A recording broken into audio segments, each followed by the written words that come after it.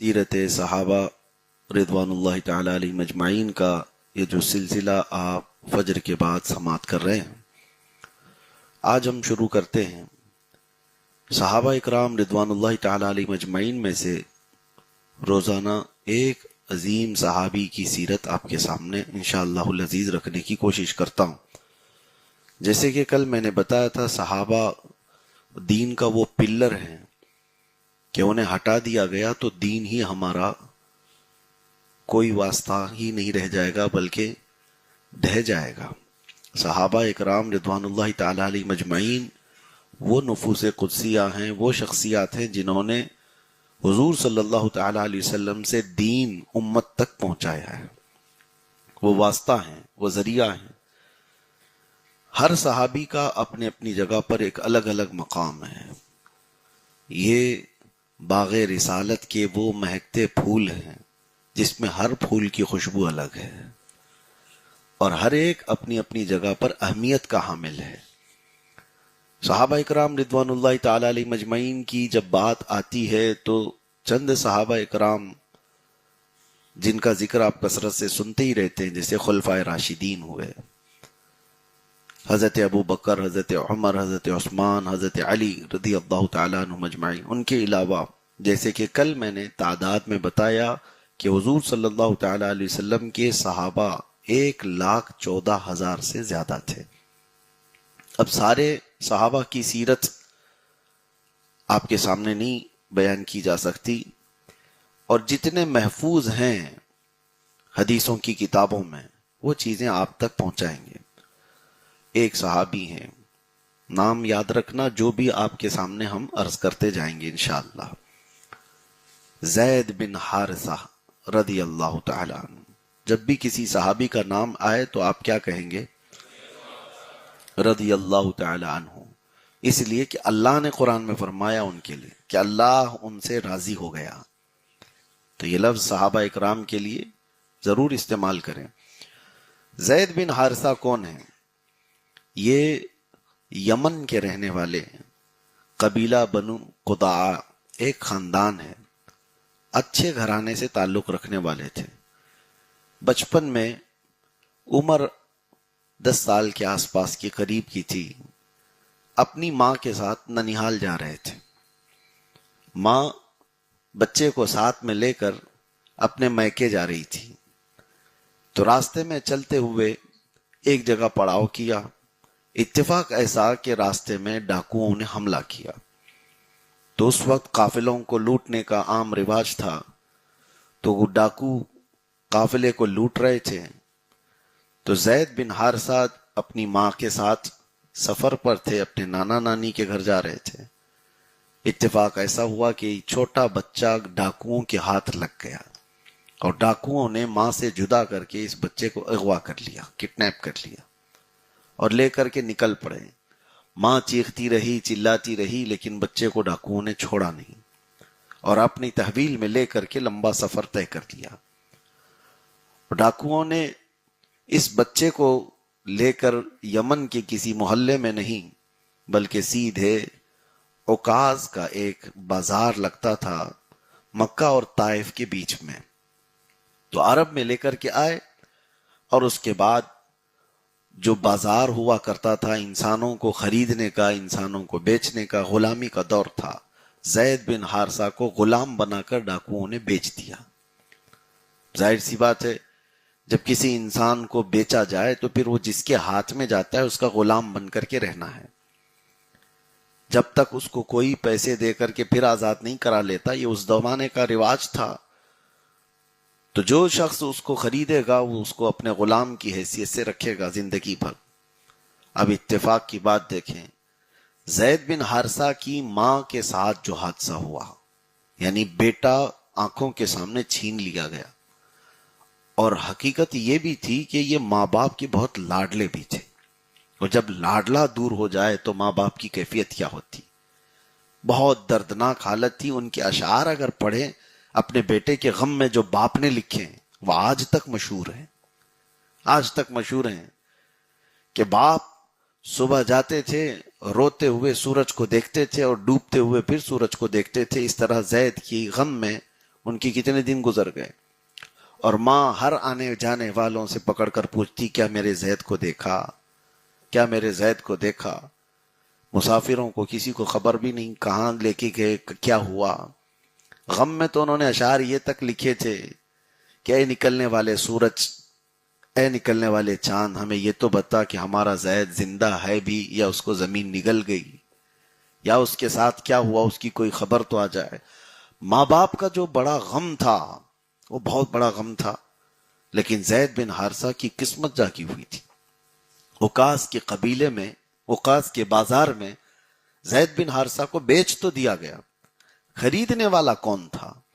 خریدنے والے حکیم بن حزام، مکہ مکرمہ کے ایک بڑے گھرانے کے شخص تھے۔ انہوں نے خریدا اور خرید کر کے لا کر تحفے میں پیش کیا کس کو؟ حضرت خدیجۃ الکبریٰ رضی اللہ تعالیٰ عنہا۔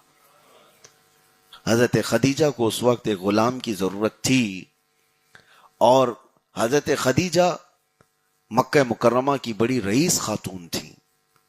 یہ اس وقت کی بھی بات ہے جب رسول اللہ صلی اللہ تعالی علیہ وسلم سے وہ نکاح میں تھیں، ابھی اعلان نبوت نہیں ہوا تھا۔ تو حضرت خدیجہ کو ان کے بھتیجے حکیم بن حزام کو نے حضرت خدیجہ کے بھتیجے بازار سے خریدا اور لا کر، ایک غلام کی ضرورت تھی تو حضرت خدیجہ کو دے دیا، تحفے میں دیا۔ حضرت خدیجہ کے گھر آ کر زید بن حارثہ غلامی کی زندگی گزار رہے تھے۔ کچھ دن گزرے، جوانی کے آثار تھے۔ اللہ کے رسول صلی اللہ تعالی علیہ وسلم نے حضرت خدیجہ سے کہا مجھے تمہارے اس غلام کے اندر وفاداری زیادہ دکھتی ہے، تو مجھے یہ غلام ہبہ کر دو۔ حضرت خدیجہ نے رسول اللہ صلی اللہ تعالی علیہ وسلم کی مرضی پر اپنا غلام حضور کے نظر کر دیا۔ یہ وہ غلامی ہے جس پر بادشاہ بھی رشک کریں۔ غلامی تو تھی اس وقت کی، لیکن وہ ایسی غلامی جس کو کہا ہے سروری اچھی لگی نا خسروی اچھی لگی، ہم فقیروں کو مدینے کی گلی اچھی لگی۔ اسی میں یہ کہا گیا، سرکار تاج الشریعہ رحمۃ اللہ تعالی علیہ فرماتے ہیں بلہوس سن سیم و زر کی بندگی اچھی نہیں، ان کے در کی بھیک اچھی سروری اچھی نہیں۔ زید بن حارثہ حضور صلی اللہ تعالی علیہ وسلم کی خدمت میں آئے۔ اب دیکھیں ان کے ساتھ زندگی میں جو معاملات ہوئے تھے وہ اپنی جگہ پر، لیکن حضور کے ساتھ رہنے لگے۔ حضور پاک صلی اللہ تعالی علیہ وسلم کے ساتھ جو کام تھے سب کرتے رہے۔ حضرت زید بن حارثہ کا ایک یہ جملہ بھی سنیں، غلام جس کا ہوتا ہے ڈانٹ ڈپٹ تو کھائے گا۔ کام کرنے والے آج تو غلام نہیں ہوتے، لیکن اس کے باوجود ہم کام کرنے والوں کو اچھی کھری کھوٹی سناتے بھی ہیں۔ حضرت زید بن حارثہ کہتے ہیں میں نے رسول اللہ صلی اللہ تعالی علیہ وسلم کی زندگی میں غلام بن کر کے ان کے گھر گیا تھا، لیکن کبھی ایک جملہ بھی حضور سے ڈانٹتے ہوئے میں نے سنا ہی نہیں کہ اللہ کے نبی صلی اللہ تعالی علیہ وسلم نے کبھی مجھے ڈانٹا ہو۔ جبکہ غلام کو ڈانٹنے کی اجازت کیا ہے؟ اس پر تو پورا حق ہوتا ہے مالک کا۔ ہوا دن اسی طرح گزرتے رہے۔ زید بن حارثہ حضور صلی اللہ تعالی علیہ وسلم کی خدمت میں رہے۔ ایک دن ایسا آیا کہ یمن کا ایک قبیلہ بنو کلب، وہ لوگ حج کے لیے آئے ہوئے تھے مکہ مکرمہ۔ تو حج کے لیے جب آئے تو اس قبیلے والوں نے زید بن حارثہ کو دیکھا، حالانکہ کافی سال گزر چکے تھے، جوانی پہ آ چکے تھے زید بن حارثہ، لیکن خد و خال دیکھ کر کے بنو کلب کے لوگوں نے پہچان لیا کہ یہ تو زید بن حارثہ ہے۔ اس کے باپ کا روتے روتے حال کیا ہو گیا، اس کی ماں کا غم سے کیسا برا حال ہے۔ جا کر کے پوچھا زید بن حارثہ سے تمہارا نام کیا ہے، کس قبیلے سے تعلق رکھتے ہو؟ زید بن حارثہ نے بتا دیا کہ میرے ساتھ یہ ہوا تھا۔ تو ان لوگوں نے کہا ہم تمہارے علاقے کے لوگ ہیں، بنو کلب خاندان سے ہیں، اور تمہاری ماں کی یہ اشعار ہیں، تمہارے باپ کی یہ اشعار ہیں۔ سن کر کے زید بن حارثہ کو اپنا پرانا غم یاد آیا، ماں سے بچھڑنے کا غم، باپ سے دوری کا غم۔ لاڈلا بیٹا جب ماں باپ سے دور ہو گیا ہو اور بازار میں لا کر کے بیچ دیا گیا ہو تو اس کی کیفیت کیا ہو سکتی ہے۔